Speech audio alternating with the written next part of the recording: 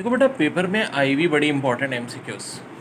Beside the ionic and covalent bond which are the normal और primary bonds, there exist another type of bonding based on physical interaction of hydrogen atom called. तो देखो, जो hydrogen atom पे physical bonding होती है उसको क्या कहते हैं? तो आयनिक बॉन्डिंग और कोवेलेंट बॉन्डिंग तो केमिकल बॉन्डिंग है भाई।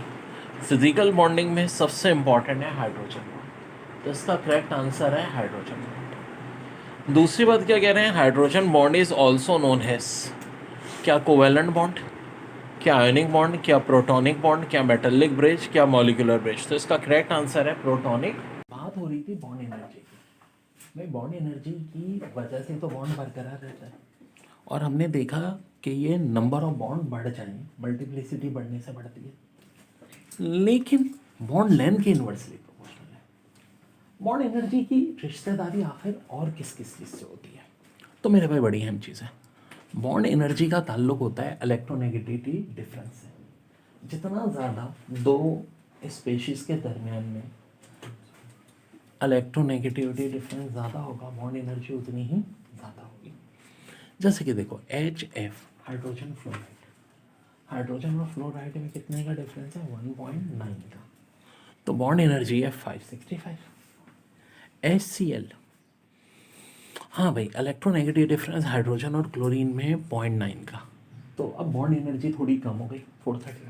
भाई देखो ना, जब इलेक्ट्रोनेगेटिव डिफरेंस बहुत ज़्यादा था तो बॉन्ड एनर्जी भी ज़्यादा थी।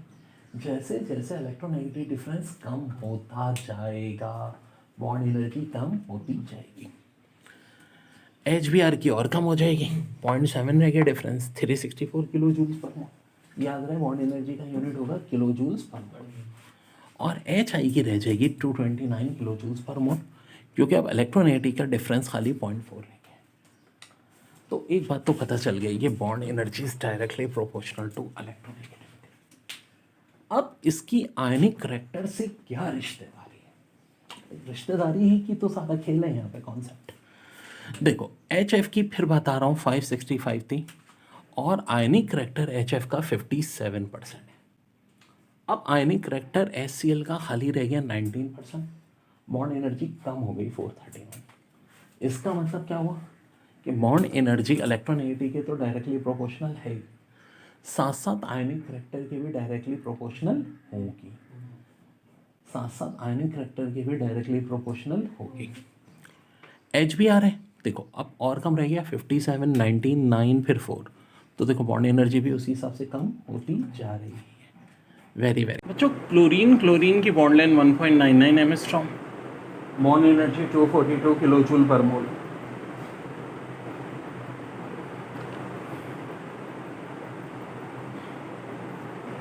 Oxygen double bond 1.21 angstrom, bond energy 498 kilo joule per mole. Nitrogen triple bond, bond length 1.10 angstrom, bond energy 946 kilo joule per mole. तो ये बड़ी इंपॉर्टेंट बात है बच्चों। और सबसे अहम बात, देखो मल्टीप्लिसिटी बढ़ रही है, नंबर ऑफ बॉन्ड बढ़ रहे हैं, तो क्या चीज़ बढ़ रही है? बॉन्ड एनर्जी बढ़ रही है। लेकिन नंबर ऑफ बॉन्ड बढ़ने से क्या चीज़ कम हो रही है? बॉन्ड, यानी multiplicity directly proportional bond energy के इन्वर्सली प्रोपोर्शनल बॉन्ड लेंथ। और ये भी कह सकते हैं कि बॉन्ड एनर्जी और बॉन्ड लेंथ एक दूसरे की क्या होती है? इन्वर्सली प्रोपोर्शनल होती हैं।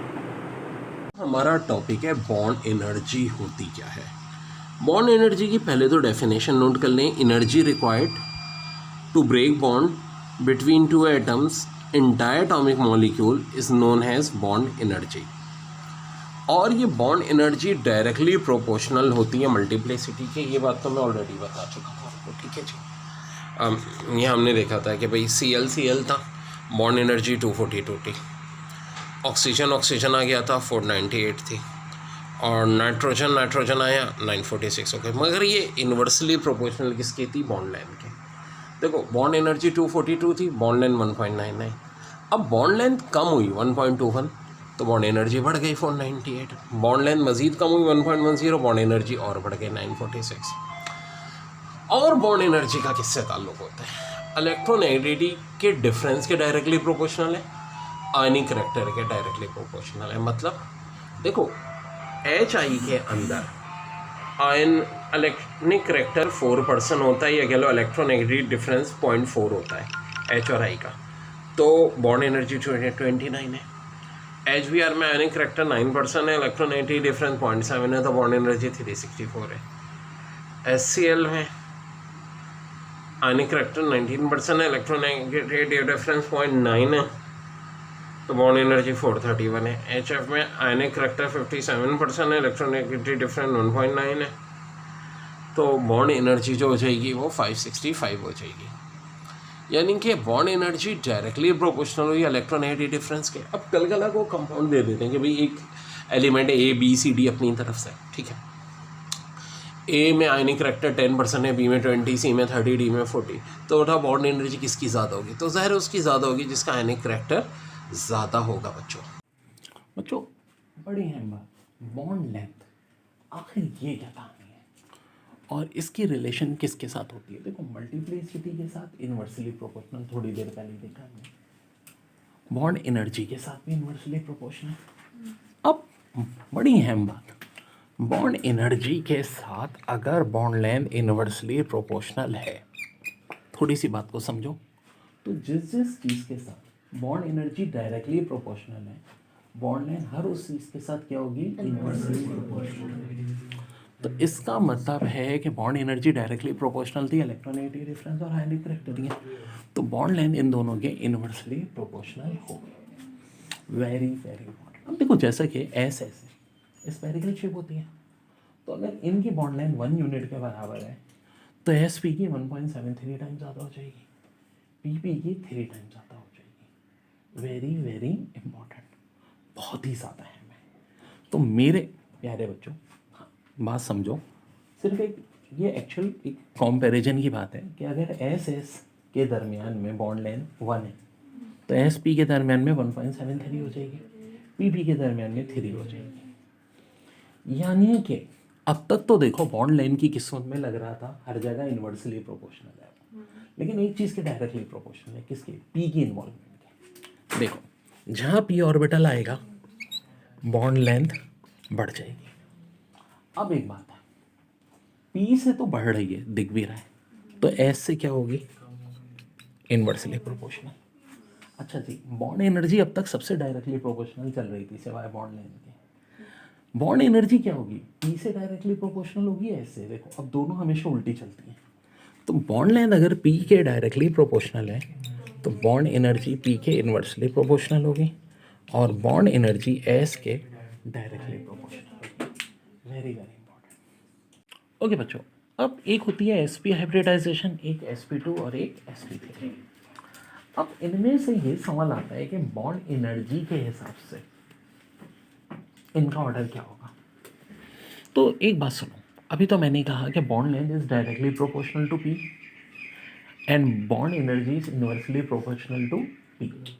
यानी जिसमें P की परसेंटेज ज़्यादा होगी उसकी बॉन्ड लेंथ ज़्यादा होगी, जिसमें P के बजाय S की परसेंटेज ज़्यादा होगी उसकी बॉन्ड एनर्जी ज़्यादा होगी। आज ज़रा देखते हैं, SP में S भी 50%, P भी 50%। ब्लू कलर से जो लिखा है वो P की परसेंटेज लिखी है। SP2 में S की 33.33, P की 66.66 और SP3 में S की 25, P की 75। तो साफ दिख रहा है कि P की परसेंटेज यहाँ ज़्यादा है। P की परसेंटेज जिसमें ज़्यादा होगी उसकी बॉन्ड लेंथ भी ज़्यादा होगी। ठीक है जी, बॉन्ड लेंथ उसकी ज़्यादा होगी, यानी इनमें सबसे ज़्यादा बॉन्ड लेंथ होगी sp3 की, फिर sp2, फिर sp। चलो यार, ये तो बॉन्ड लेंथ का ऑर्डर हो गया, बॉन्ड एनर्जी का ऑर्डर क्या होगा? उल्टा होगा। बॉन्ड एनर्जी सबसे ज़्यादा होगी sp की, फिर sp2, फिर sp3।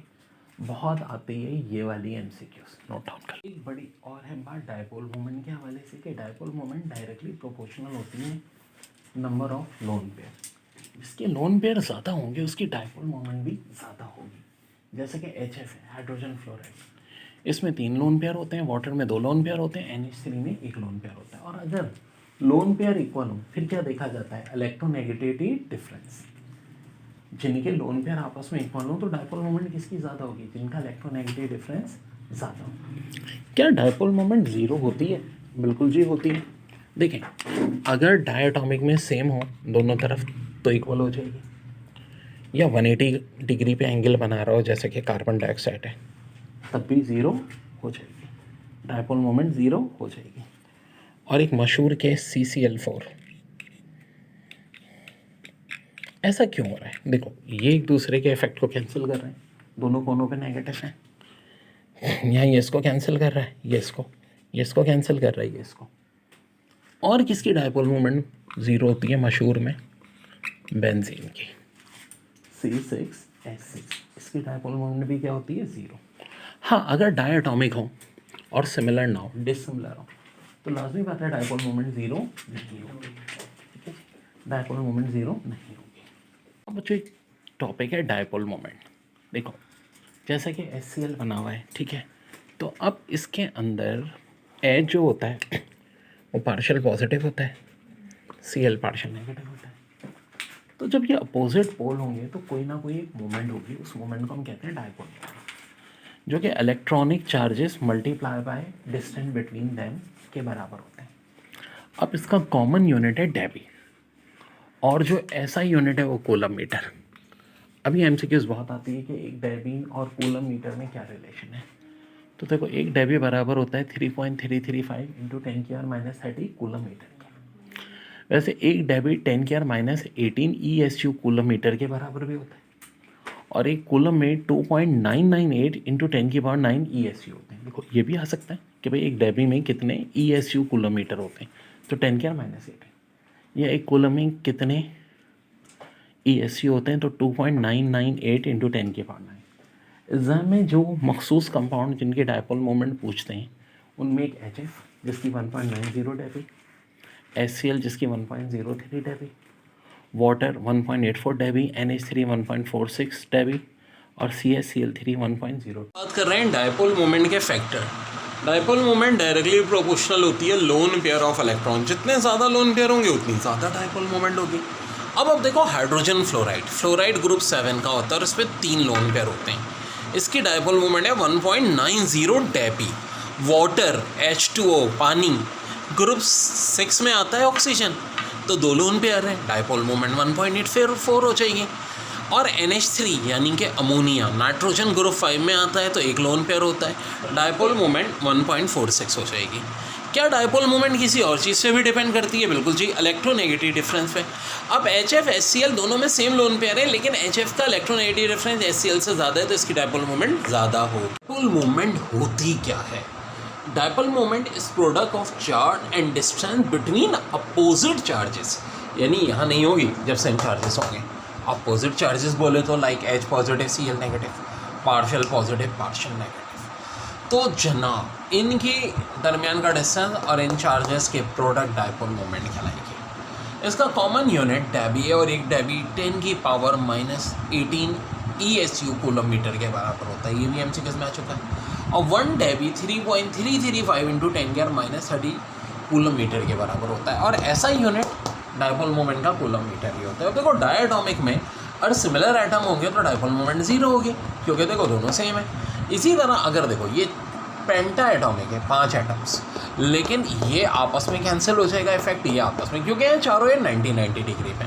लेकिन हाइड्रोजन जब होता है तो ऐसा नहीं होता, क्योंकि हाइड्रोजन के अंदर एक खास एबिलिटी होती है हाइड्रोजन बॉन्डिंग की। अब ये 90 डिग्री पे नहीं होते, बल्कि 109 डिग्री पे होते हैं, इसलिए इफेक्ट कैंसिल नहीं होता, डायपोल मोमेंट ज़ीरो नहीं होती। कार्बन डाइऑक्साइड की डायपोल मोमेंट भी ज़ीरो हो जाएगी, लेकिन वाटर की नहीं होगी। वाटर की 1.84 डेबी होती है, क्योंकि अब ये 180 डिग्री नहीं होता, कर्व आ जाता है वाटर के केस में। बेंजीन की भी ज़ीरो होती है।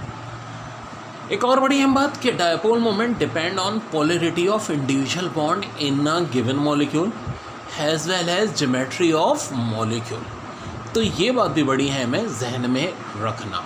देखिए, बड़ा अच्छा क्वेश्चन है। Magnet tends to become orientated in a magnetic field, likewise our dipole polar molecules tend to become orientated in an electric field. The extent of this tendency is referred to as, बहुत सारे option है, electrical conductance, resistance, inductance, flux, dipole moment, electronegativity. तो correct answer है dipole moment. ये mu से जाहिर करते हैं, ये होता है E × D। E से मुराद क्या होगा? चार्ज ऑफ इलेक्ट्रॉन और ई डी जो है इनका डिस्टेंस बिटवीन दैम।